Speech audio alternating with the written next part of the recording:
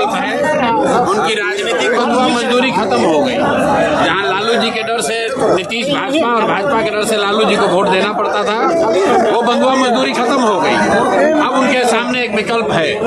अब अगर लोग 11 तारीख को जाकर 6 और 11 तारीख को ठीक से वोट देंगे और जो रास्ता बताया गया है वैसे वोट देंगे, तो राजनीतिक बंधुआ मजदूरी के साथ साथ उनकी आर्थिक बंधुआ मजदूरी भी खत्म हो जाएगी। उनके बच्चे मजदूर बनकर बिहार से बाहर नहीं जाएंगे। यही जनसुराज का संकल्प है। इसीलिए 3 साल पहले ये प्रयास शुरू किया गया था और ये प्रयास तब तक जारी रहेगा जब तक कि बिहार देश के 10 अग्रणी राज्यों में शामिल न हो जाए। आप स्ट्रेटजिस्ट हैं तो पार्टी अर्श पे है या फर्श पे है? अभी तो आप और हम सब फर्श पर ही बैठे हुए हैं। फर्श पे अब जब जनता जिस दिन अनुमान का कोई की बात ही नहीं है। आपके सामने जो चित्र है वो आपके सामने है।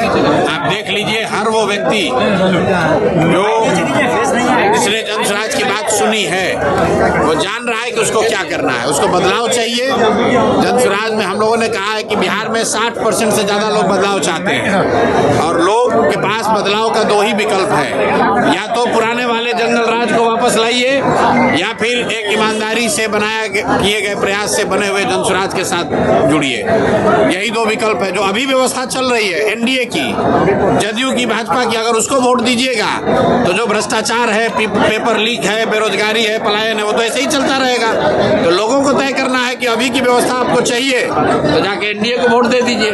जंगल राज का अपहरण रंगदारी चाहिए तो लालटेन का बटन दबा दो, और अगर नई व्यवस्था चाहिए तो जनसुराज का बस्ता पकड़ लीजिए, स्कूल का बस्ता पकड़िए, अपने बच्चों के लिए पढ़ाई रोजगार का इंतजाम कर लीजिए। सर, एनडीए के सभी नेता का खुलासा किया लेकिन राजद के कोई नेता का खुलासा नहीं किया।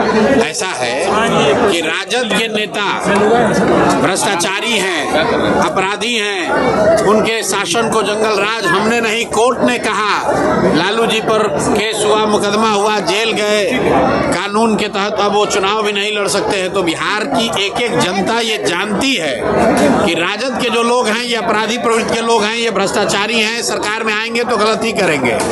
लेकिन उनको हटाकर जिनको सरकार में लाया गया, जिन्होंने अच्छे चाल चरित्र चेहरा का वादा किया, उन भाजपाइयों का, उन जदयू के लोगों का भी चाल चरित्र चेहरा कई मायनों में राजद से के नेताओं से भी बुरा है। इसलिए इनको ये लोग जो कम्बल ओढ़ के घी पी रहे हैं, जनता को बेवकूफ बना रहे हैं, इसलिए इनका जन्म कुंडली खोला गया है कि सम्राट चौधरी किसी राजद के नेता से ज्यादा बड़ा अपराधी है, अशोक चौधरी किसी राजद के नेता से ज्यादा भ्रष्टाचारी है, मंगल पांडे किसी राजद कांग्रेस के नेता से ज्यादा भ्रष्टाचारी है। इसलिए इनका पोल खोलना जरूरी था, इनकी सच्चाई जनता के सामने रखना जरूरी था। राजद और कांग्रेस के नेता जो थे वो तो पता ही है जनता को, इसीलिए तो उनको हटाया जनता ने। फिर उसी का बात क्यों करे। मधुबनी से बहुत